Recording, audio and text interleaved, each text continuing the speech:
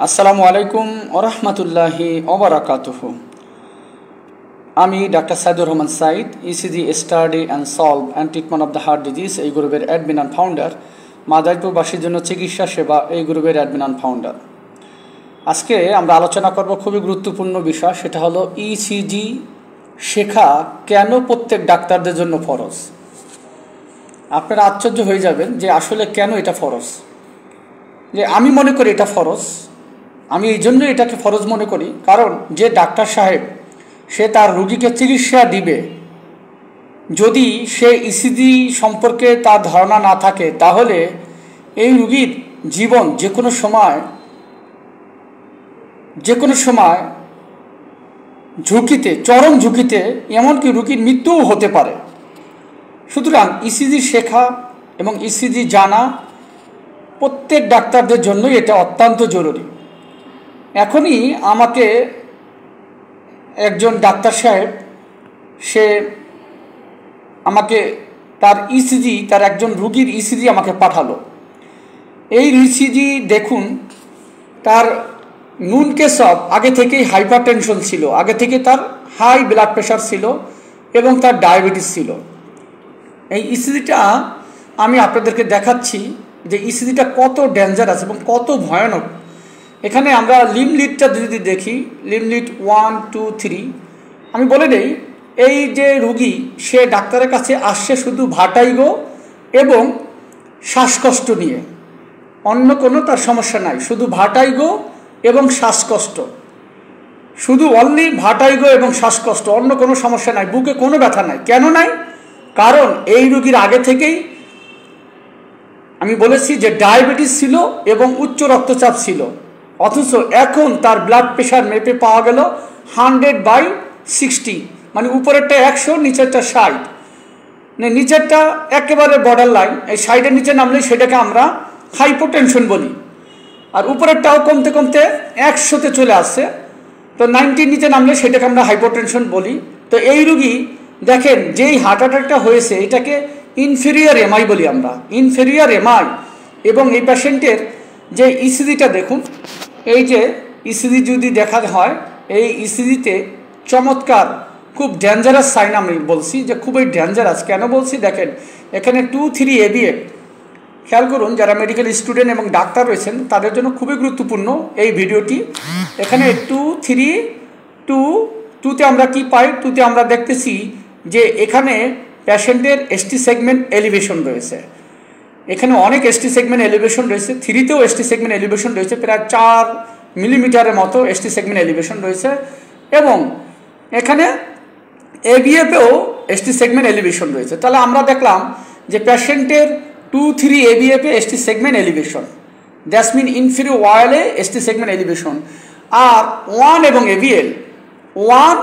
ABL, 1-এ আমার small আর ডিপেস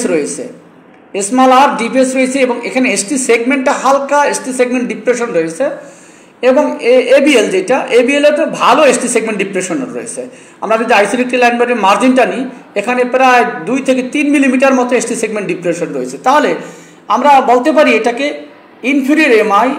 কেন? 2, 3 ABF এ এসটি সেগমেন্ট এলিভেশন, সাথে 1 এবং ABL এ আমার এসটি সেগমেন্ট ডিপ্রেশন। তাহলে রিসিপ্রোকাল চেঞ্জ হয়েছে এখানে, রিসিপ্রোকাল চেঞ্জ। এবং আরেকটা বিষয় লক্ষণীয়, সেটা হচ্ছে যে লিমলিট 1-এ আর এর চাইতে এস এর গভীরতাটা বড়। দ্যাটস মিন এই ইসিজিতে আমাদের হচ্ছে যে পেশেন্টের আমার রাইট এক্সিস ডেভিয়েশন রয়েছে। রাইট এক্সিস ডেভিয়েশন তখন বলা হয় যখন আমার লিমলিট 1-এ আর এর চাইতে এস এর গভীরতাটা বড় হয়।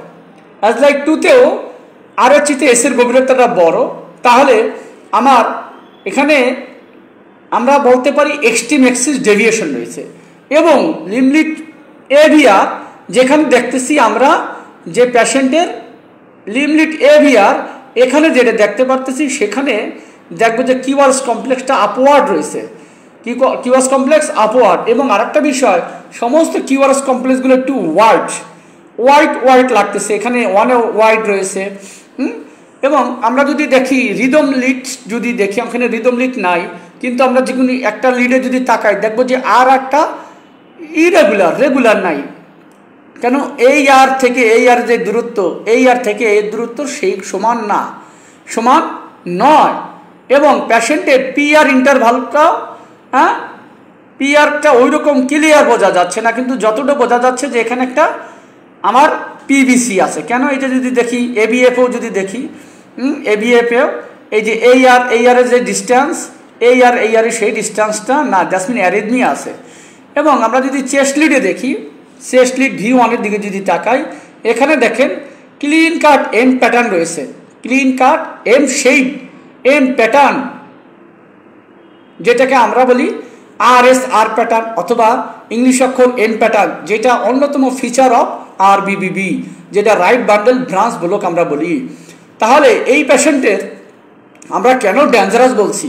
সারা জীবন মনে রাখতে হবে, যেই ইসিজিতে হার্ট অ্যাটাক থাকে, সেই ইসিজিতে যদি RBBB থাকে, এটা ভেরি মাচ ডেঞ্জারাস। এই পেশেন্ট যে কোনো সময় খারাপ হয়ে যেতে পারে, যে কোনো সময় খারাপ হয়ে যেতে পারে, যে কোনো সময় খারাপ হয়ে যেতে পারে। কেননা এই পেশেন্টের হার্ট রেট কমতে কমতে এই পেশেন্টের একেবারে পেশেন্ট কার্ডিয়াক অ্যারেস্টে মারা যেতে পারে। এই পেশেন্টের ইনফিরিয়র এমআই রয়েছে, সাথে আমার এই যে 2-3 ABF আমরা যদি যেটা দেখছি, কিন্তু এখানে যেটা দেখতেছি V1, V2, V3 দুই জায়গায় কি রয়েছে, দুই জায়গায় দেখতেছি যে আমার পেশেন্টের আমার RBBB রয়েছে, রাইট বান্ডেল ব্রাঞ্চ ব্লক রয়েছে। আমাদের রাইট বান্ডেল ব্রাঞ্চ ব্লক আমাদের আছে, স্যান্ডেল খুলে আসেন, রাইট বান্ডেল ব্রাঞ্চ ব্লক রয়েছে। তো যেই পেশেন্টের রাইট বান্ডেল ব্রাঞ্চ ব্লক রয়েছে, সাথে আমার বাইফেসিক এখানে রয়েছে, এখানে আছে হচ্ছে যে রাইট এক্স মানে বাইফেস, এখানে লিড 1 এবং লিড 2, যেখানে দুই জায়গায় কি স্মল আর ডিফেস রয়েছে। তো স্মল আর ডিফেস যখন থাকে কোনো পেশেন্টের, সেটাকে আমরা বলছি যে এইটা হচ্ছে যে এটা হচ্ছে এক্সট্রিম অ্যাক্সিস ডেভিয়েশন। তো যে কোনো এক্সট্রিম অ্যাক্সিস ডেভিয়েশন অথবা লেফট অ্যাক্সিস ডেভিয়েশন অথবা রাইট অ্যাক্সিস ডেভিয়েশন, যে কোনো অ্যাক্সিস ডেভিয়েশনের সাথে যদি RBBB থাকে, তাহলে সেইটাকে আমরা বাইফেসিকুলার ব্লক বলি। তো এই পেশেন্টের বাইফেসিকুলার ব্লকও রয়েছে। সুতরাং এই পেশেন্ট অবস্থা খুবই খারাপ। একটা রয়েছে হার্ট অ্যাটাক, আর একটা রয়েছে হার্ট অ্যাটাকের সাথে পেশেন্টের বাইফেসিকুলার ব্লক।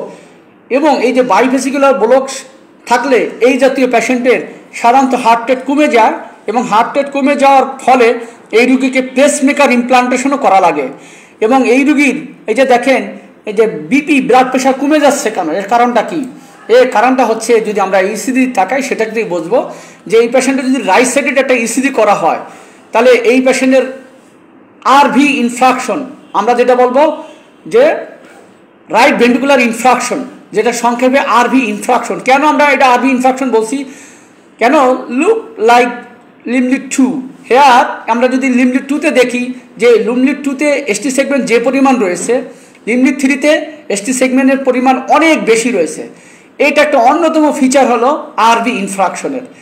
এখন এটা আমরা রাইট সাইডেড যদি ইসিজি করি, তাহলে দেখা যাবে যে পেশেন্টের B4 থেকে B6 পর্যন্ত ST সেগমেন্ট এলিভেশন, তাহলে এটা কনফার্ম। কিন্তু পেশেন্টের ক্লিনিক্যাল ফিচার লাইক ওনার আগে হাই ব্লাড প্রেশার ছিল, এখন ব্লাড প্রেশার হাই নাই। পেশেন্টের আগে হাই ব্লাড প্রেশার ছিল, এখন হাই ব্লাড প্রেশার নাই, ব্লাড প্রেশার কমন নাই, কমতেছে। এইটাও অন্যতম feature. That's mean patient going to shock, going to be shock. তাহলে এই যে শকের দিকে যাচ্ছে, এইটাও অন্যতম ফিচার অফ RV ইনফেকশন। আর RV ইনফেকশন হলেও পেশেন্ট মারাত্মক খারাপ হয়ে যাবে। তো আশা করি এই জন্যই বলছি, প্রত্যেক ডাক্তারদের জন্য ইসিজি শেখা ফরজ। কেন? আমি আমার রুগীর লাইফ সেভ করার জন্য এটাকে আমাকে শিখতে হবে।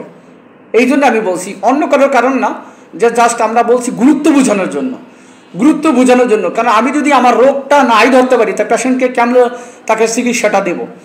এমন কোনো ডাক্তার নাই যে যার কাছে এই সমস্ত ইমার্জেন্সি রুগীগুলো যায় না।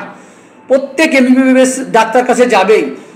আগে আসলে আমি বুঝতে পারবো যে আমার হার্টের সমস্যা আছে, সমস্যা থাকলে যে কোনো একজন হার্টের ডাক্তার কাছে আপনারা রেফার করবেন। কিন্তু সেটা যে আছে, আমি কিন্তু সেটা যদি নাই বুঝতে পারি, কী চিকিৎসা দিতে হবে নাই বুঝতে পারি, ততক্ষণ তো রোগীর অবস্থা খারাপ হয়ে যাবে।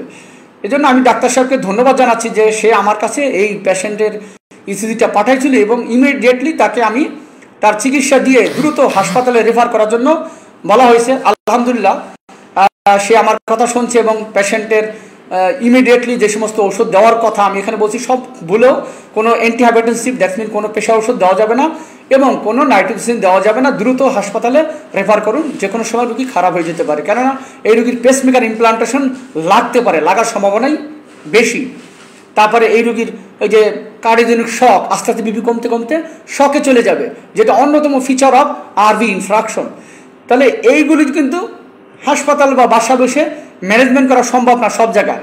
এটা স্পেশাল হাসপাতাল যেখানে সিসিইউ রয়েছে, লাইক আমাদের বরিশালের শেরেবাংলা কার্ডিওলজি ডিপার্টমেন্টে রয়েছে, অথবা প্রত্যেকটা সরকারি মেডিকেল কলেজ হাসপাতালে সাধারণত থানা স্বাস্থ্য কমপ্লেক্সে এইগুলো চিকিৎসা হয় না, সাধারণত করে না, সব জায়গায় অ্যাভেলেবেল নাই। কিন্তু আমি মনে করি সব থানা স্বাস্থ্য কমপ্লেক্সে এখন যেহেতু কার্ডিওলজিস্ট অ্যাভেলেবেল আছে, বিভিন্ন জায়গায় আছে, এটা করা উচিত। একজন কার্ডিওলজিস্ট থাকলে তার আন্ডারে যে সমস্ত মেডিকেল অফিসার আছেন তারা এগুলো করবেন। এটা করতে পারলে রুগীর যারা থানা স্বাস্থ্য কমপ্লেক্সে আছে তারা বা জেলা সদর হাসপাতালে আছে তারা কিন্তু এই রুগীগুলো উপকার পাবে। দেখা যায় এই সমস্ত রুগী ঢাকা পৌঁছতে অথবা শেরবাংলা পৌঁছতে রুগীগুলো মারা যায়। তো যদি প্রপার চিকিৎসাটা দেওয়া যায়, একেবারে সহজ চিকিৎসা। আরভি ইনফেকশন চিকিৎসাই হচ্ছে যেখানে ফ্লুইড ম্যানেজমেন্ট দেওয়া, এখানে 1.5 থেকে 3 লিটার আইভি ফ্লুইড এখানে দিয়ে দিতে হয় দ্রুত, এবং পেশেন্টের কোনো ধরনের নাইট্রোগ্লিসারিন, কোনো ধরনের অ্যান্টিহাইপারটেনসিভ অথবা কোনো ধরনের এসি ইনহিবিটর দেওয়া যাবে না। এই ধরনের যদি দেওয়া যায় তাহলে কিন্তু রুগীগুলো লাইফ সেভ হয়ে যায়। ভালো থাকবেন, ধন্যবাদ।